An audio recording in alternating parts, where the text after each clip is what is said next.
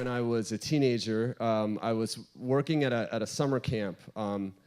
This was just a regular American summer camp, and one of the ways that you could make extra money in the summer as a counselor is you could tutor some of the campers there. And so I had signed up to do that, and I had kind of fibbed a little bit on the information sheet. I said that I could speak French, and like I had taken French in school, but I couldn't really speak it. And so at the beginning of the summer, I was introduced to this small, pale-skinned little boy named Jacques-Emile, a French-Canadian kid, and my job was to teach him English. And I said bonjour to him, and he said bonjour, and then I said, do you speak English?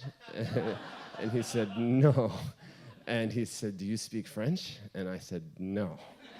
And so then we had to figure out, like, how was this going to work? And so every day after lunch, when the rest of the camp was having a rest period, I would meet with Jacques-Emile, and I would try to teach him a few words of English. And it was really hard because I had lied and said I could speak French, and I felt like someone had been dishonest in sending this kid to camp. Like, the poor guy spoke no English, and he was at an American summer camp. So he was just hanging out, like everyone was just speaking around him. He couldn't understand anything. So I felt really bad for him. So what I would do is we would go into the kitchen, and I knew where all like the candy and the sweets were kept. And so we would go around the kitchen, and I would show him like the forks and the knives, and then we would get to the sweets, and we would just eat candy for an hour. And that would cheer him up, and I felt like that was the least I could do. But then as the summer wore on, he got really adept at kind of communicating with like hand signals and kind of like half English, half French, and so he had some friends, but I took him aside. I was like, listen, you have to speak English. Like your parents are going to pick you up at the end of the summer, and they're going to be mad at me because you are not speaking any English at all. And he said, okay. But he said, but there is a problem. And I was like, what, can I help you? And he's like, there's a problem. And I was like, okay. But he wouldn't tell me. We couldn't communicate what the problem was. And so I was trying to figure it out. And then finally he comes up to me the next day, and he taps me on the shoulder, and he says, the problem, I need to show you the problem. And I was like, you want to show me the problem? And he said, yes.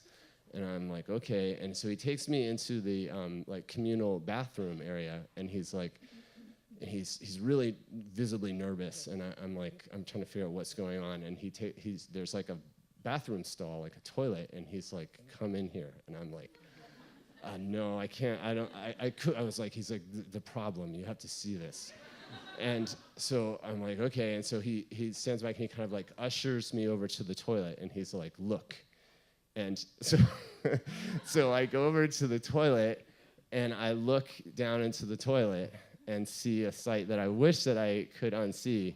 But he had taken a dump in the toilet, and it was crawling with these worms. Like, there were like little worms crawling in his poop.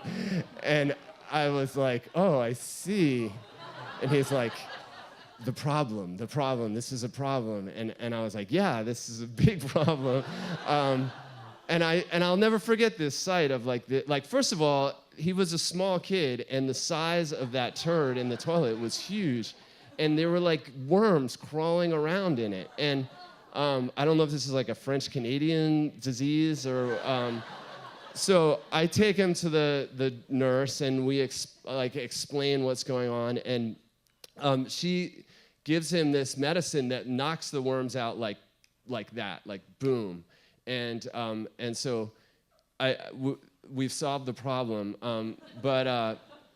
but we still struggle along with our English. And then later that summer, I ended up getting worms in my shit too, and everyone in the cabin did, from Jacques-Emile.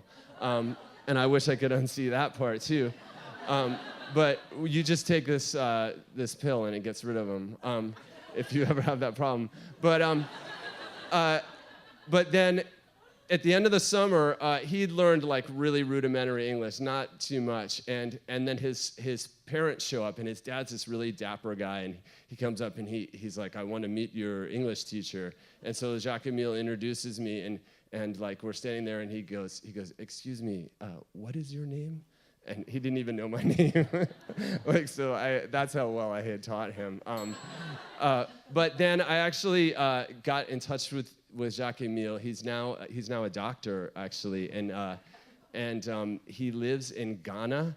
And he sent me a really funny picture of some of the turds that he has to look at in Ghana. And so he's doing well. Thank you.